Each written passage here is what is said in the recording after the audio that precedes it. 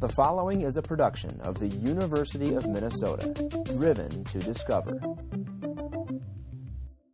Hi, this is David Arundel, your host for the Equity Outcomes Podcast.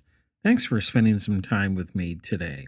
In this podcast episode, we feature a previously published article named Use of Supplemental Instruction at the University of Missouri-Kansas City School of Law. There is a high dropout rate in law school, just like in the first year of college. Students face the same kinds of challenges with dealing with large amounts of material, professors who often speak very quickly, very detailed and nuanced language, and they need academic support in law school just like they do in a first-year history course.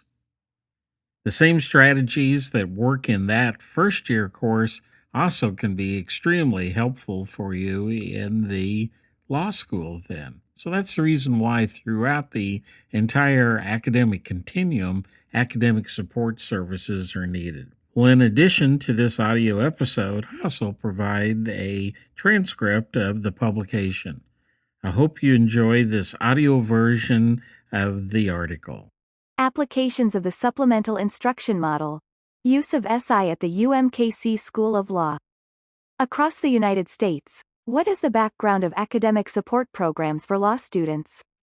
Over 2 decades ago, O'Neill, 1970, cited the critical shortage in law schools in the legal profession of members of disadvantaged minorities and discussed the issues related to establishing special standards for this population.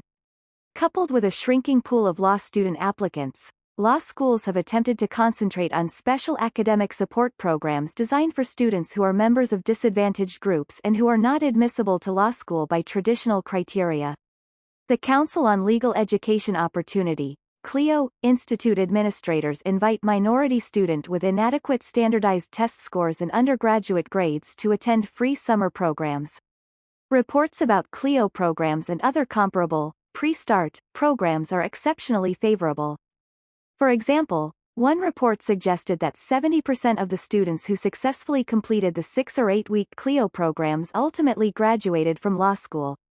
Although there has been an increase in the number and percentage of minority students enrolled in American law schools, Romero, 1984, calls for a recommitment to minority law students in special programs or courses designed to assist them.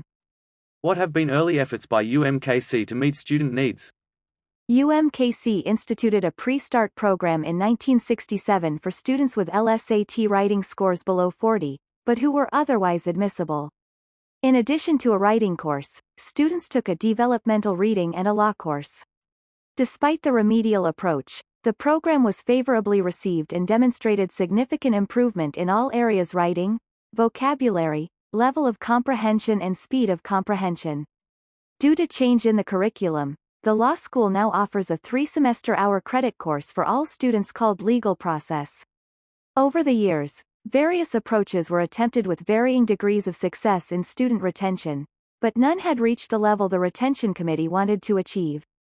Presently, UMKC's law school admits the majority of its entering class upon consideration of an index score, derived from a weighted combination of the score on the law school admission test, LSAT, and the cumulative undergraduate grade point average.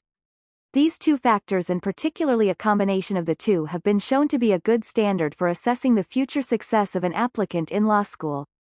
In general, applicants with superior index scores are automatically admitted.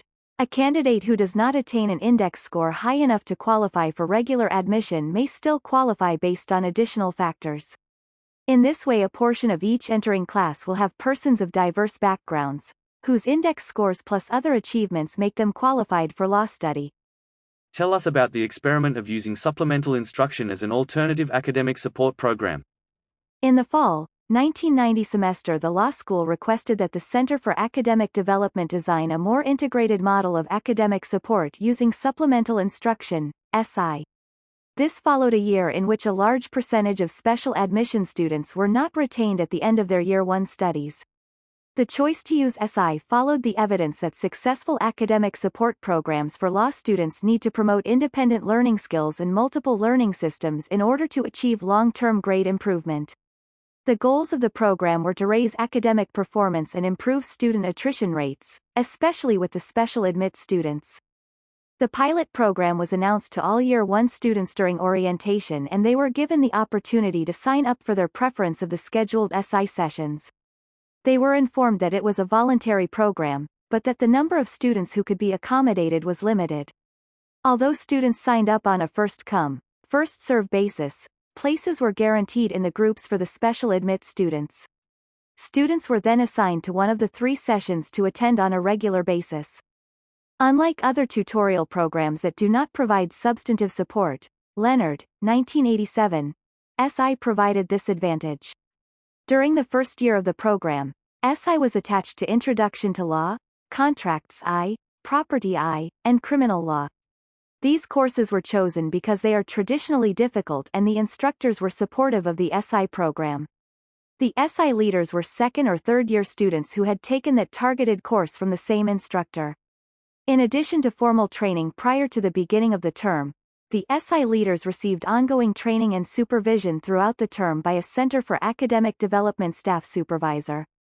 In addition, the program design received strong administrative support from the law school and a law professor who volunteered to assist with weekly meetings and monitored the program throughout the semester.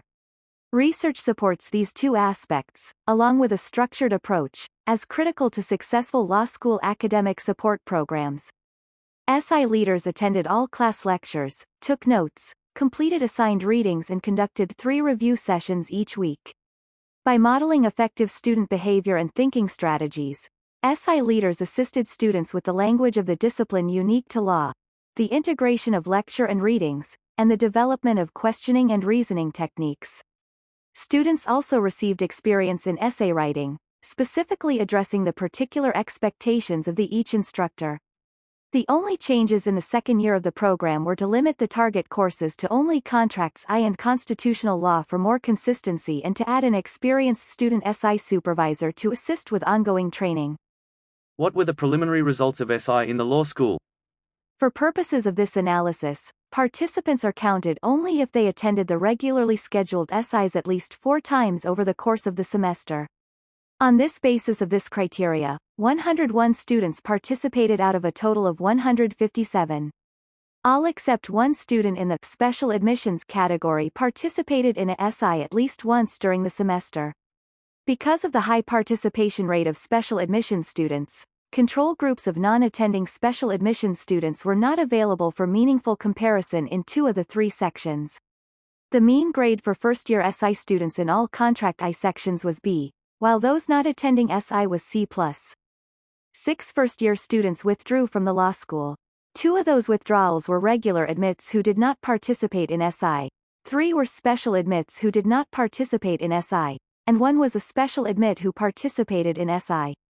The advantage we would anticipate for those students who attended the sessions appeared both in the groups as a whole and, to an even greater extent, in the group with lower LSAT scores. The one exception was in Section C. However, the scores for the students with an LSAT score less than 32 may be somewhat unrepresentative due to the low numbers in the group. In section A, the mean grade for SI students was B, while the mean grade for non-SI students was C. The mean grade for students with an LSAT score less than 32 was B. In section B, the mean grade for SI students was B, while the mean grade for non-SI students was C+. The mean grade for students with an LSAT score of less than 32 was C+. In section C, the mean grade for SI students was B, while the mean grade for non-SI students was C+. The mean grade for students with an LSAT score of less than 32 was C. What were the conclusions about the SI Law School program? There is a significant possibility that as the pool of law school applicants shrinks, the academic credentials of those in the pool will decline. For many schools, this may mean either admitting a substantially smaller class or reducing the admission standards. For schools dependent upon tuition, formal tutorial programs are ideal, but the cost-effectiveness of these programs may still remain an issue. Using SI proved very cost-effective, serving 101 number of students at a cost of approximately $64 per student. UMKC's law school is pleased with the results and proposes to continue the program.